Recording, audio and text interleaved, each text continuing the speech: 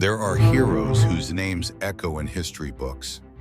And then there are the quiet ones, the ones who stood alone because someone had to. This is the forgotten story of Major Angus McDougall, the man who stayed behind when the world was trying to escape. The beaches of Dunkirk were chaos. Hundreds of thousands of British and Allied troops were trapped, surrounded by German forces. The only hope was evacuation by sea. It was called Operation Dynamo, but the soldiers didn't call it that. To them, it was survival. And among them was Major McDougall, a 37-year-old British officer, a veteran of World War I, now leading a company of engineers. Not frontline fighters, but the kind of men who build bridges, clear mines, and carry wounded men on their backs. And that's exactly what they were doing, until the very end. The Germans were closing in fast. Bombs were falling, planes screamed overhead. The beaches were soaked in seawater, diesel, and fear. By the third day, McDougall's company had helped over 2,000 wounded men reach the ships. Every trip he could have left. Every time he stayed. He had a chance to be rescued. He said no. There are still boys who can't walk. He said, I'll go when they go. As the evacuation slowed, the orders were clear. Destroy all equipment, burn the documents. If you can't leave, hold your ground. Major McDougall looked around at the few men left, some wounded, some teenagers, some crying. He radioed headquarters one last time. No boats left. We'll hold as long as we can.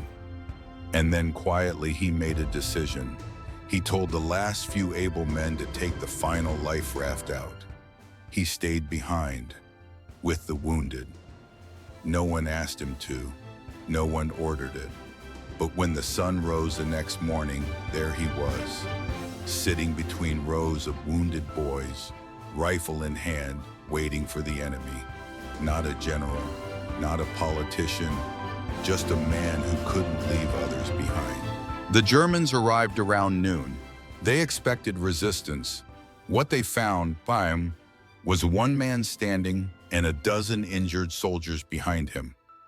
The German officer was confused. McDougall simply raised his hand and said, "These men cannot walk. I will not leave them." They could have shot him. They didn't. Instead, they saluted him. He was taken as a prisoner of war. But his wounded men, they were spared. They survived.